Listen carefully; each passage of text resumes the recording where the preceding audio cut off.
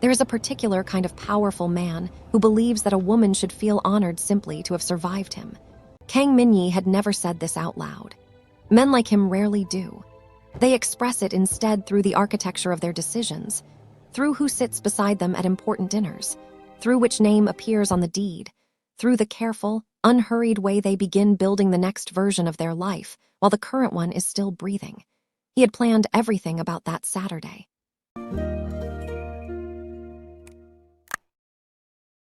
The venue outside Seoul's northern hills, arranged through channels that did not appear in any public booking registry.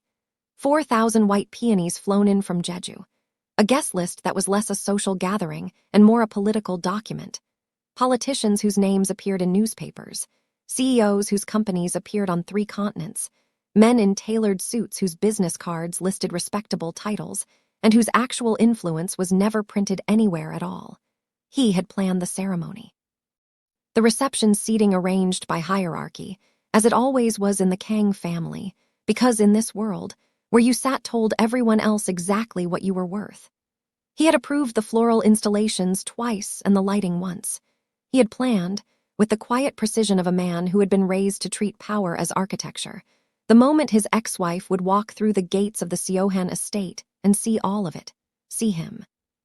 See Yuna on his arm, elegant, soul-born, from a family whose history the Kang elders had vetted across 3 generations. See the dynasty he was consolidating and understand, with the particular sting of a woman who had once believed she belonged inside it, exactly what walking away had cost her. What he had not planned was the convoy, 3 black vehicles, tinted windows.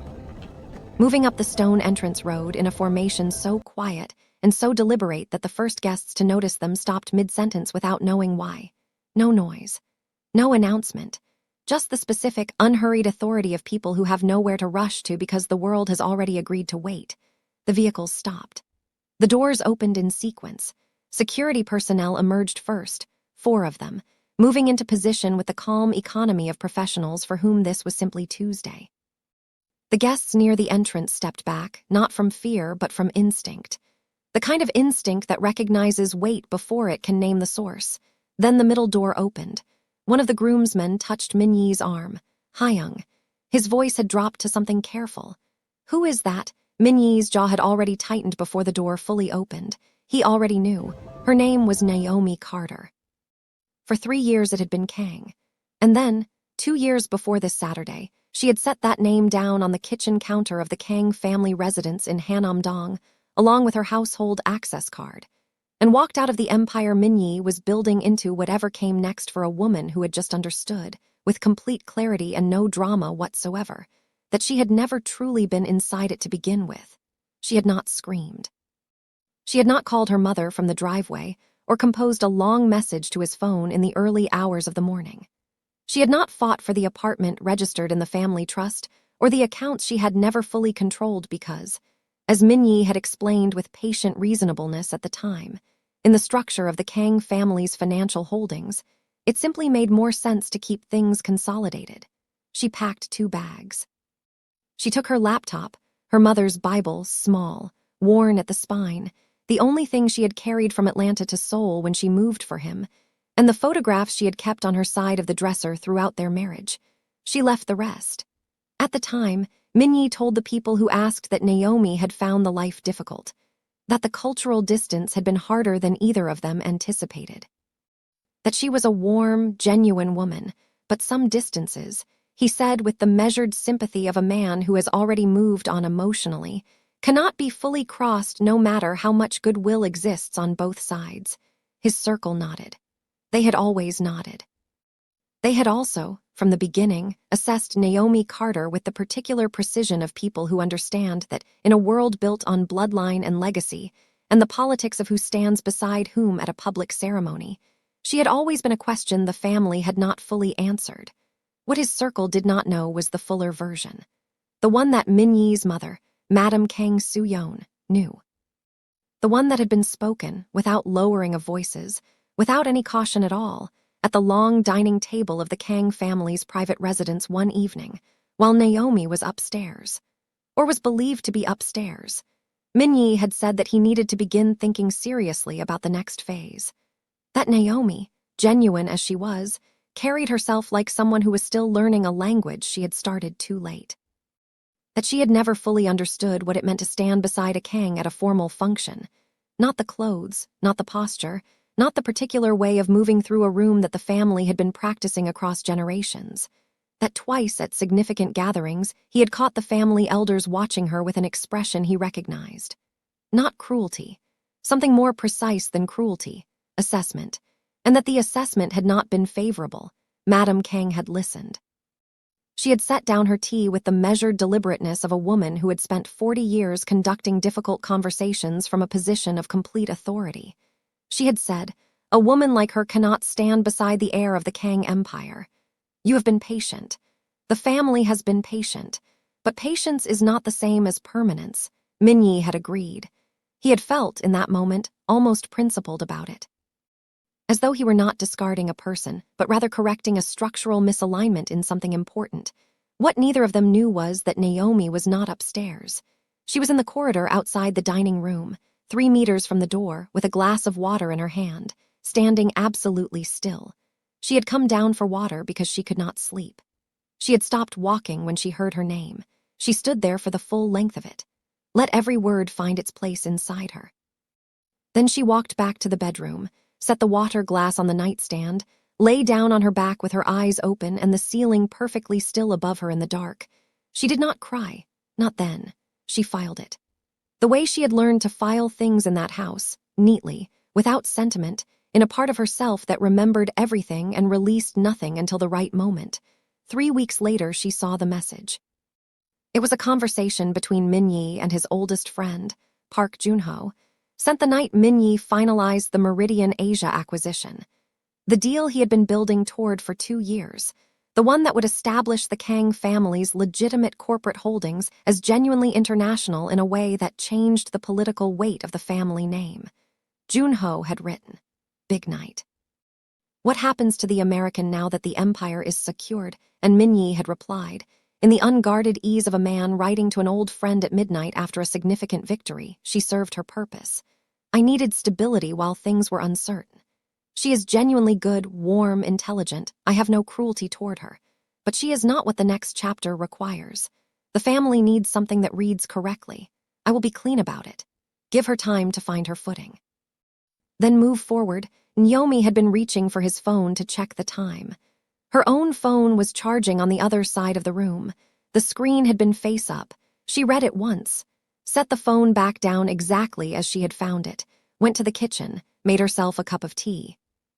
Sat at the kitchen table of the Kang family residence in the dark, in a city that had never fully been hers, in a life that had apparently had an expiration date from before she knew it had been set, and let the full shape of it settle into her understanding, without rushing it toward any conclusion it hadn't already reached on its own.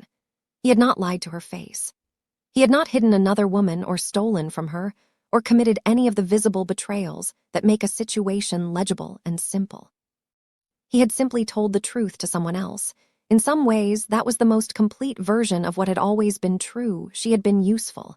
She had been genuine. She had been temporary by design. She chose not to confront him. There was nothing to confront. You cannot argue with a man's private assessment of his own dynasty. She could have brought the message to him, watched him explain it carefully. Watched herself choose to believe the explanation because the alternative was this: sitting in the dark in a foreign city, understanding that the life she had poured herself into had been, from his vantage point, a holding position. She chose not to do that to herself. She had already done it, quietly, in smaller ways, for longer than she wanted to count. She left on a Wednesday morning while he was at a family board meeting. She called her best friend, Dissa, from the departure level of Incheon Airport. "I'm on my way home," Naomi said. Dissa did not ask why. She did not ask if she was certain. She said, "I'll be at the airport. Do you need me to bring food?" That was the whole conversation. What came next was not a clean rise. It was not a triumphant return to Atlanta with a motivational soundtrack underneath it. It was a Tuesday evening in her childhood bedroom at her aunt's house, eating food she hadn't cooked because she didn't have the energy to think about food, staring at a ceiling she hadn't looked at since she was 23, trying to calculate what she actually had left. It was 3 months of recalibration.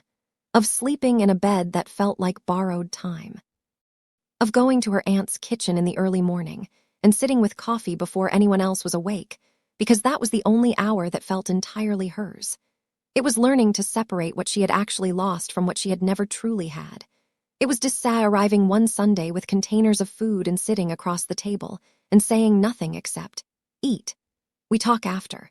It was one night, only one, when the full weight of the corridor outside the dining room arrived at once. The words Madame Kang had said. The reply Minyi had sent to Junho. The accumulation of moments across 3 years when she had been in a room and felt, beneath the surface politeness, the specific temperature of people who were tolerating her proximity without having accepted her presence. She sat on the floor of her aunt's bathroom that night and let it say everything it had been waiting to say, that she had been an experiment. That she had been described at a family table as someone who could not stand correctly beside what they were building. That 3 years of her life, her genuine, wholehearted, fully committed years, had been categorized in a midnight message to an old friend as a period of useful stability. She sat with it. Let it finish. Then she stood up, washed her face, looked at herself in the mirror without flinching and without rushing toward any conclusion she hadn't earned, went to bed. She never sat on that floor again. She started over with a single consulting contract, a mid-size American development firm looking to expand into Asian markets. They needed someone who understood both sides of the table. She understood both sides of the table better than she could have if she had never sat at the Kang families. The first quarter was slow enough to be frightening. She sent proposals. Many came back declined. Several went unanswered. She sat with the silence of those unanswered emails the way she had learned to sit with difficult things, without rushing toward a conclusion, without letting the silence tell her something it didn't actually know. Then 2 clients said yes in the same week. She kept going. Within a year, she had rebuilt a client base. Within 18 months, she had a small team, an office in Atlanta's Midtown, and a reputation in international development circles as someone whose read on a cross-border deal was worth paying for. Not because she was aggressive about it, because she had been inside a world most of her competitors had only read about in reports, and it showed in the specificity of her analysis, in the questions she knew to ask before anyone else knew to ask them. She also met Elias Caldwell. He came in as a referral, private equity, a fund restructuring a portfolio of Southeast Asian infrastructure assets that had gone sideways. He needed someone who could see where the architecture of the deal had broken down. She saw it in 10 minutes and told him directly. He looked at her for a moment, then said, "I have been in 6 meetings about this in the last 2 months. Nobody has said that, because they want the ongoing relationship," she said. "And you don't. I want the analysis to be correct." He hadn't been struck by her trajectory, though he noticed it. What he noticed first was the way she held a problem, without performing certainty, without rushing toward resolution. With the specific patience of someone who had learned, at significant personal cost, that the most important things reveal themselves to people willing to wait. He told her, much later, on a quiet evening on the porch of the house they had bought together outside Atlanta, that he had known from the second meeting. Not that he would marry her, just that she was someone he needed to know better, for as long as she would allow it. "I met you when you were still carrying what they said about you," he told her. That woman. The one who was still deciding whether she was worth betting on. "That's who I fell in love with." She had looked at him. "That's not a comforting thing to say. It's not meant to be comforting," he said. "It's meant to be true." They were married 18 months after the day they met. The invitation arrived on a Thursday morning, cream envelope. Gold seal. The Kang family crest embossed at the upper left corner, because even a wedding invitation from this family was a statement of what it was. Minyi's handwriting on the inside flap. "You were part of what was built. You should see what it has become." Dessa held the envelope with 2 fingers, the way you hold something you haven't fully categorized. "He wants a reaction," she said. "I know," Naomi said. "The correct response is the recycling bin. I'm going." Dessa looked at her. "Naomi." Elias flagged something. She set the envelope on the counter. "Raymond O. is going to be at the reception. He's the chairman's representative at the Siohen Group's American investment arm. Elias needs that introduction before the quarter closes, and a social setting is significantly better than requesting a formal meeting through channels." She picked up her coffee. The fact that it's Minyi's wedding is almost incidental. Dessa raised one eyebrow, almost. Naomi said nothing, which was its own kind of answer. She RSVP'd that afternoon. Ms. Naomi Carter will attend. +1. The morning of the wedding, she sat at her vanity longer than usual, not because she was uncertain about the dress, not because she was uncertain about going. That decision had been made and it was settled. It was the other thing, the one she had not said to anyone, including Elias. She looked at herself in the mirror and thought about the dining room in Hanamdong, about Madame Kang's voice, precise and unhurried. A woman like her cannot stand beside the heir of the Kang Empire. She had not forgotten it. She had filed it, but files can be opened. She let it speak. Let it say what it had always wanted to say about her posture, her background, her face, her foreignness, her blackness in rooms that had assessed all of those things with the quiet efficiency of people who had been sorting people into categories long before she arrived. She let it finish. Then she looked at herself, really looked, the way she had learned to look at hard things, without flinching and without performing courage she didn't need. She saw a woman who had rebuilt herself from a borrowed bedroom and a single consulting contract into something she had not known she was capable of. She saw a woman her mother would have recognized. She looked like exactly who she was. She exhaled, picked up her earring, put it on. Elias knocked once and opened the door. He was already dressed, reading the room without needing to be told what was in it. You okay? Yes. She met his eyes in the mirror. I will be. He crossed the room and stood behind her, his hands resting lightly on her shoulders. He did not offer a speech or a reassurance. He stayed there, solid, unhurried, until she nodded once. Cars are ready, he said. So am I. The Siohan estate was the kind of beautiful that exists only when someone has spent enough money to make beauty feel inevitable. Rolling stone terraces. White peony installations that moved in the afternoon breeze like something choreographed. 300 guests arranged across manicured grounds. Politicians, executives, family affiliates, and the particular category of well-dressed, quietly dangerous men who attend events like this because their presence is itself a form of endorsement. A string quartet near the East Garden. Champagne on silver trays. And everywhere, the careful social performance of people who understand that at a gathering like this, being seen correctly matters as much as anything said out loud. Minyi stood near the terrace steps, moving through the early arrivals with the ease of a man who had rehearsed this version of himself until it felt like the original. He was mid-sentence when the first vehicle came through the gate, then the second, then the third. The groomsman beside him went very still. The guests nearest the entrance turned first, then the ones behind them. The string quartet kept playing something bright, celebratory, entirely unaware, as the vehicles parked in a precise line and the doors opened in sequence. 4 security personnel emerged and positioned themselves without speaking. The guests near the entrance stepped back, not from fear, from the specific instinct that recognizes authority before it can name the source. Then the middle door opened. Naomi Carter stepped onto the stone path of the Siohan estate in a deep bronze dress that caught the afternoon light with complete indifference to the effect it was creating. Her hair was swept up. She wore no statement jewelry. She did not need to. She stood still for exactly 2 seconds, taking in the grounds, the crowd, the scale of what had been built, then moved forward with the ease of a woman who had somewhere to be and had simply chosen to stop here first. Beside her, his hand resting at the small of her back, was a man none of the Kang family's people had encountered before. Tall, composed, American in the specific way that old American money is American, quiet, certain, requiring nothing from the room to confirm itself. The whispers started before she had reached the first stone arch. Is that the ex-wife? The American she came with security. Who is the man with her? And then, from a woman near the garden entrance, in a voice slightly louder than intended. Wait. This is the woman they said couldn't understand the family. Nobody answered. Nobody needed to. The question had already done its work. The woman who said it looked from Naomi to the terrace where Minyi stood, and back again, and the expression on her face was the specific expression of someone revising a story they had been told, and finding that the revision does not flatter the person who told it. She said something quietly to the woman beside her. The woman beside her glanced toward Minyi, then looked away. That motion, small, involuntary, that brief and visible recalibration, moved through the nearest cluster of guests like a change in temperature. Nothing dramatic, just a subtle collective shift in where the room's attention was settling and what it was thinking while it settled there. Minyi felt it from 40 feet away. He could not have named exactly what he felt. only that the day he had constructed, its logic, its purpose, the specific narrative he had built it around, was no longer running according to the drawing. He had wanted her to see what he had built. He had not anticipated that his own guests would begin revising their understanding of him while watching her arrive.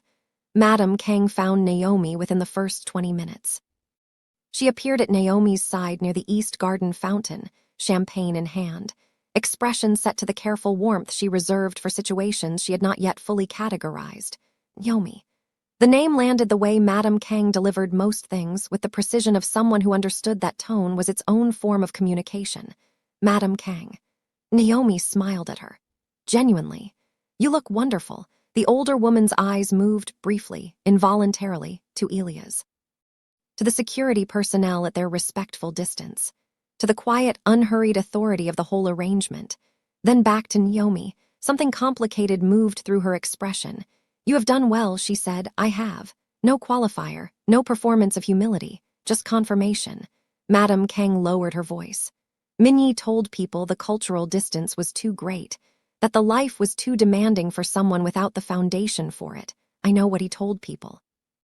Naomi turned her champagne glass slowly. People see what they are told to see, until they see something else. A pause. The fountain ran quietly beside them. Madame Kang looked toward the terrace, where her son stood laughing with Junho, performing the ease of a man at the peak of a very good day. She watched him with an expression Naomi recognized, the expression of a woman hearing her own words played back from a distance and finding them smaller than she remembered. He does not know why you left, Madame Kang said. It was not quite a question. No, Naomi said. He doesn't. She let the silence do the rest. Madame Kang walked away without another word. Naomi watched her go with something that was not satisfaction and was not forgiveness but lived somewhere between them. The particular stillness of a woman who no longer needed anyone in that family to understand her. Junho had clearly been rehearsing. He delivered the best man speech with the confidence of someone who believes that loyalty to a friend is best expressed through the public endorsement of his version of events. He spoke about Minyi's vision, about the years of building before the empire consolidated, about the specific quality of ambition that keeps a man moving when lesser men have stopped. There was a period, Junho said, addressing the room with the ease of a man at a microphone, when this man was building in conditions that would have broken someone without his foundation. He had someone beside him during those years, warm woman, genuinely warm, good heart. But Minyi understood even then that warmth and alignment are different things. He used to tell me she is good for the uncertainty, Junho, but I have a legacy in mind, the room responded. Most of it. At the head table, Yuna smiled. Her eyes moved across the reception and found Naomi, as they had been doing all evening, pulled by the specific gravity of a woman described one way who appeared in every way to be another. Naomi had not moved. She sat with her hands folded loosely around her water glass, her expression carrying the same unhurried calm it had held since she stepped out of the vehicle. If the toast had reached her, nothing in her posture confirmed it. But the table nearest her had gone slightly quiet, and the table behind it, the woman from the entrance, the one who had said it out loud, looked at her companion again. Her companion shook her head. Once. Slowly, Minyi from the head table felt the shift again. Not dramatic, just the almost imperceptible change in a room's temperature when the story being told from the microphone stops matching what the room can see with its own eyes. He caught Yuna's eye. She looked at him for a moment. Then she looked away. That single motion told him more than any conversation. He found Naomi near the garden wall between courses, standing alone in the way she had always been comfortable being alone, not as a condition she was managing, but as a choice she was making. He sat across from her without asking. She noticed. She always had. You look well, he said. Thank you. She did not return the observation. He nodded in Elia's direction. Who is he? My husband. Something moved through his face. You remarried. Year and a half ago. He absorbed this the way he absorbed things he had not prepared for slowly, without showing the full extent of the processing. He had assumed, in the comfortable way people assume things they have not verified, that Naomi's life after the Kang family had been quieter, smaller, that she had retreated into something more proportionate to what he believed she had been without them. I'm glad you came, he said. I thought it was important for you to see what has been built. Naomi looked at him steadily. I know why you invited me, Minyi. He shifted slightly. I wanted closure. For both of us, you wanted me to understand what leaving had cost me. Her voice was not accusatory. It was simply accurate. You wanted me to sit inside this beautiful day and see Yuna and see all of this and feel, finally, the weight of the decision I made. He said nothing, which was, in its own way, an answer. The difficulty, she continued, is that I did not leave without information. I left knowing exactly what I was doing and exactly why. What information? His voice had gone careful. She was quiet for a moment. She had not planned to say it here, but he had asked directly, and she had carried it cleanly for 2 years. She found she could say it the same way she had carried it. She served her purpose, she said. She is genuinely good, but she is not what the next chapter requires. The color left his face. Completely. In a single motion, the message to Junho, he said. Your phone was face up. I was reaching for mine. Naomi, I also heard what was said at your mother's dining table, she said. I was in the corridor, 3 meters from the door, with a glass of water in my hand. She let that sit for exactly the right duration. Your mother said that a woman like me could not stand beside the heir of the Kang Empire. You agreed. You said I had never fully understood what it meant to be in the rooms you were in, that the elders had assessed me and the assessment was unfavorable. The silence between them was enormous. I filed it, she said simply. Both of it. And when I had enough, I made a decision. He stared at her. His jaw was working, but nothing was finding its way out. I didn't tell you what I was building, she said, because you had already decided I was not capable of building anything. And I did not want to spend what I had constructing proof for someone who had already closed the case. She picked up her water glass. It turns out that not having to prove it to you was the single best thing that ever happened to my work. She said it without triumph, without cruelty. The way you state something that has simply been true for long enough that it no longer requires performance. That was the part that opened something in him that had not been open before. The introduction between Elias and Raymond O happened naturally over the 3rd course. The way things happen at gatherings full of people in adjacent orbits who have not yet been in the same room. Raymond had recognized Elias Caldwell's name from the Meridian Americas announcement, distributed quietly through the relevant financial channels 3 weeks prior. The kind of news that people inside the relevant circles had read carefully, and people outside those circles had not noticed at all. Minyi was not yet inside those circles. They spoke for 14 minutes. Minyi watched from the head table with the growing unease of someone who recognizes a conversation as significant without being able to hear what is being said. He reached for his phone under the edge of the table, searched the name. The results loaded. He read the first 3 lines. His hand went still. Elias Caldwell. Newly appointed Senior Director, Meridian Americas Capital Partners. Former Managing Partner, Caldwell Group. Recognized for restructuring cross-border infrastructure investment portfolios across the Southeast United States and Pacific Rim markets. He set the phone face down on the table. Slowly, with the deliberate care of someone who needs a moment before they can think clearly. The Siohan Group's American expansion. His expansion.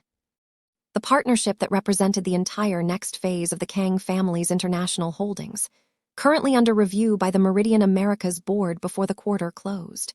The man currently speaking with Raymond O, relaxed and unhurried, had a direct line to that board.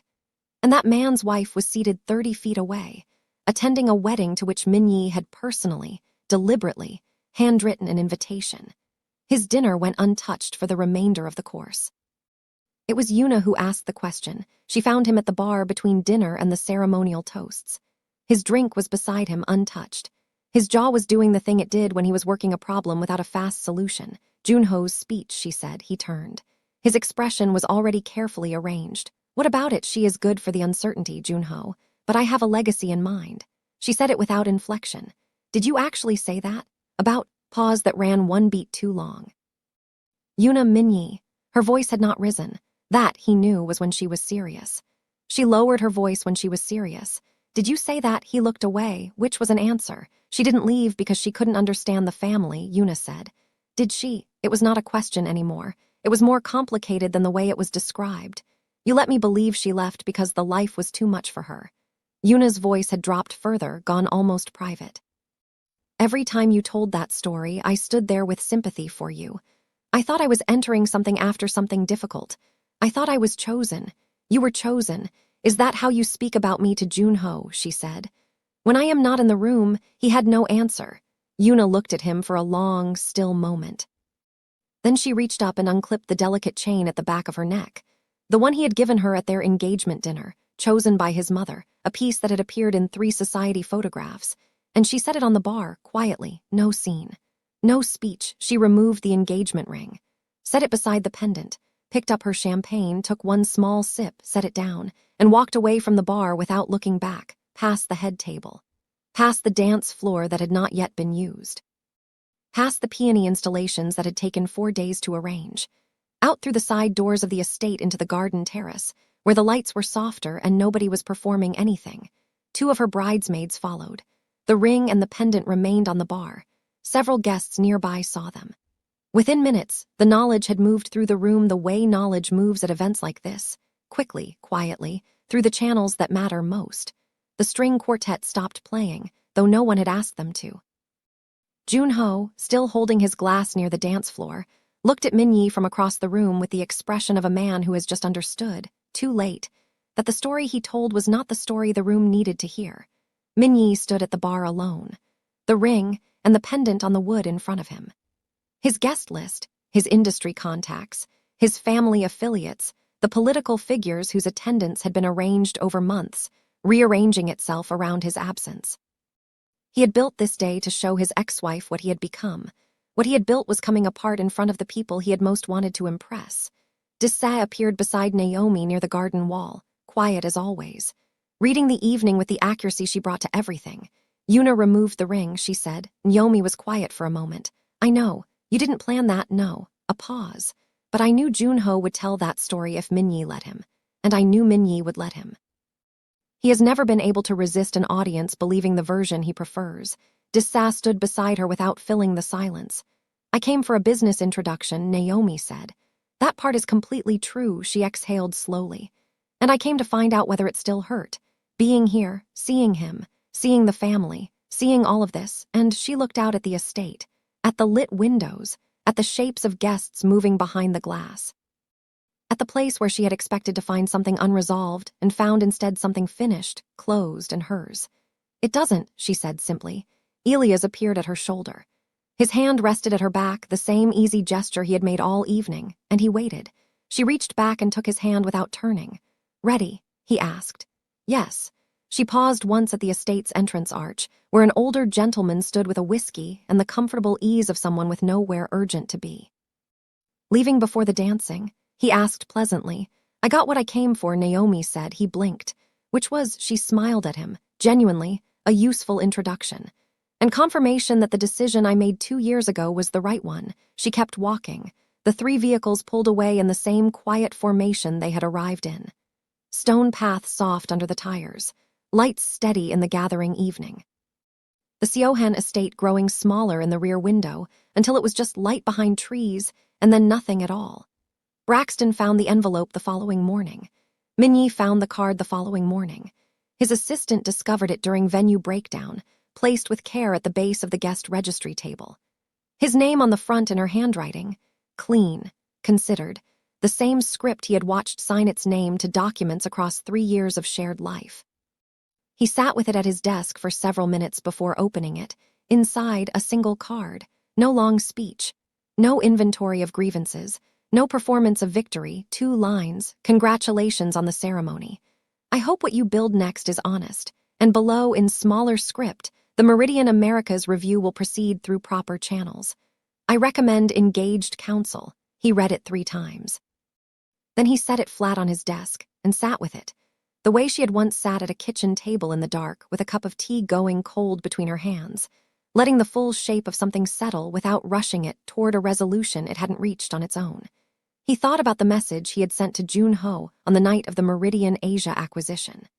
Sent in warmth and celebration, and the unguarded ease of a man who believed he was alone. He thought about his mother's dining table. About the words he had said while Naomi stood 3 meters from the door with a glass of water in her hand. He had underestimated her, systematically, thoroughly, without cruelty and without meaning too. And he was beginning to understand, sitting at his desk in the quiet of the morning after his wedding, that not meaning to is not meaningfully different from meaning to. The woman his family had described as someone who could not stand beside the Kang Empire had arrived at his wedding with a convoy, a board connection, and a card that was simultaneously gracious and devastating without a single unkind word. He picked up his phone and called his lawyer. In the car on the drive back to the hotel, Naomi leaned her head against the window and watched the city move past in the evening light. Elias did not ask how she was feeling. He knew she would tell him when she was ready. After a while, she said, "He built something real. I want to be fair about that. The Empire is genuine." He did, Elias agreed. He built it on a version of himself that wasn't honest. But the building itself is real. She watched the lights. The version that decides a person's worth at a dining table and then sends them an invitation to witness the conclusion. A pause. "Do you think Yuna will be all right? I think Yuna is considerably sharper than he understood." A pause. "I genuinely hope she does what's right for herself." There was no residual claim in it. No performance of magnanimity. She had not come to break anything. She had come as herself, fully assembled, honest about her reasons, and let everything else find its own level. She closed her eyes and slept the deep, uncomplicated sleep of a woman with nothing unresolved. He had invited her to witness his ascent. She arrived as proof that leaving him had been the beginning of everything.